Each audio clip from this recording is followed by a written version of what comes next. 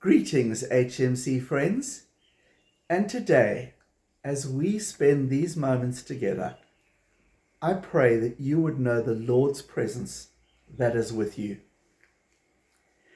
I hope you had a good public holiday yesterday, and for those who were working, maybe a time just to have a moment off as we remember Women's Day, the 9th of August.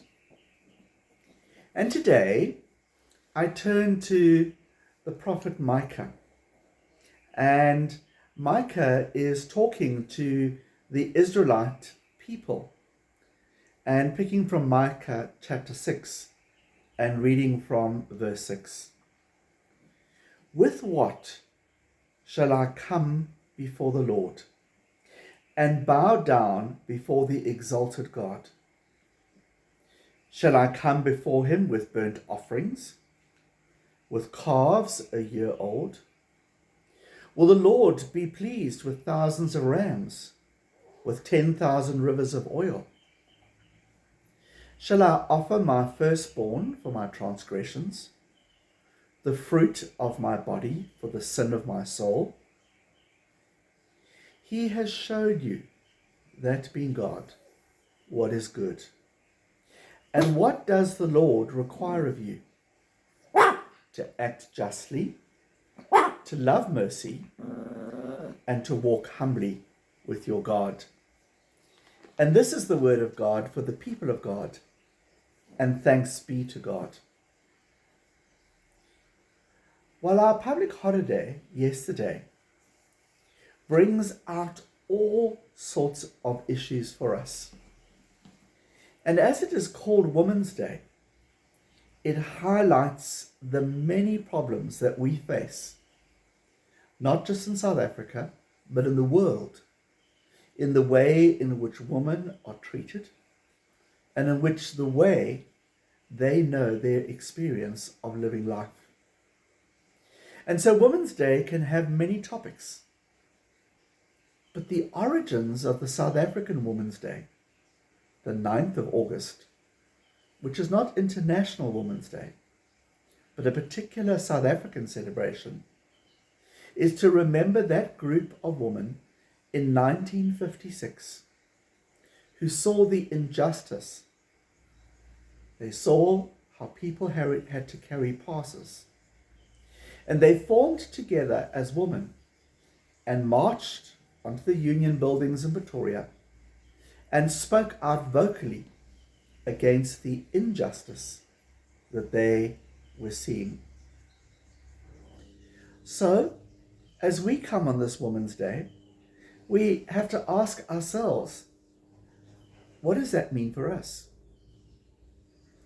And it is very clear for us as Christians that as we follow God, that the God whom we love and offer our lives to is a God who demands justice.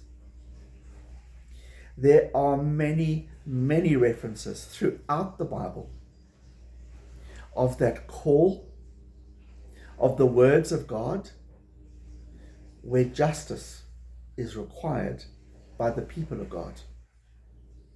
We cannot blank those out. There just are so many. And we know too that the God whom we love and the God whom we serve is a just God.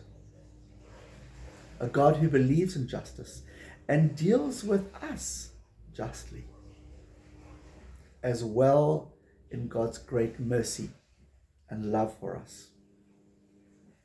So, what does that mean for you and I today?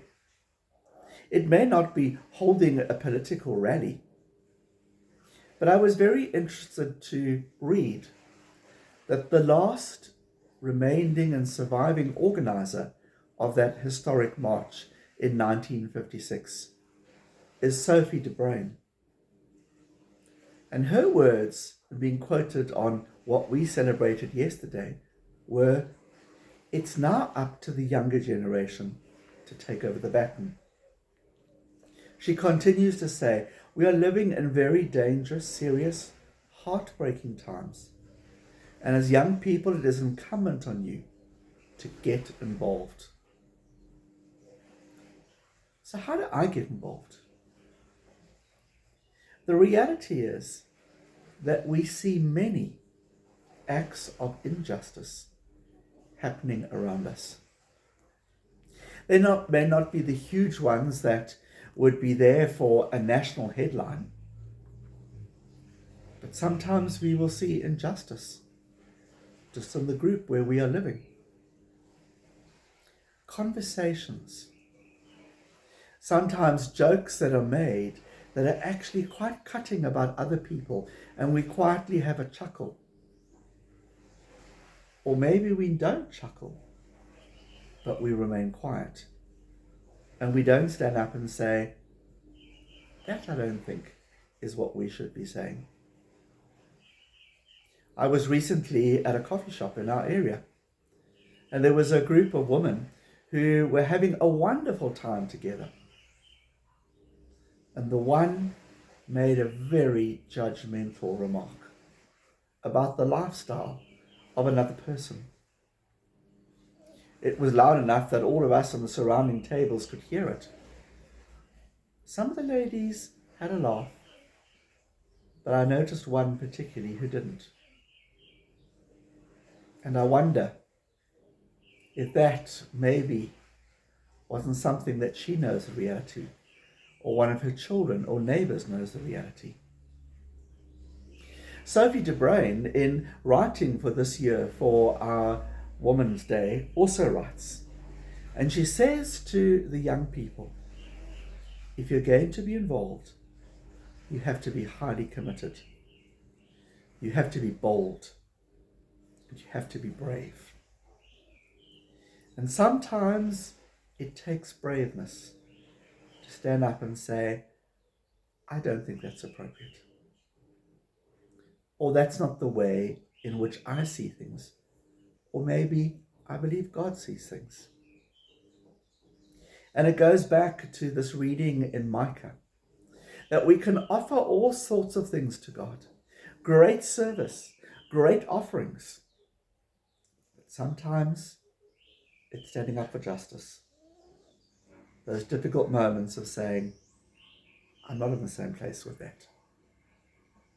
And so today, may God inspire us of maybe some things we need to say or to stand up for, like those brave women who went to the Union buildings in 1956. And so may God bless you and be with you today. Do take care.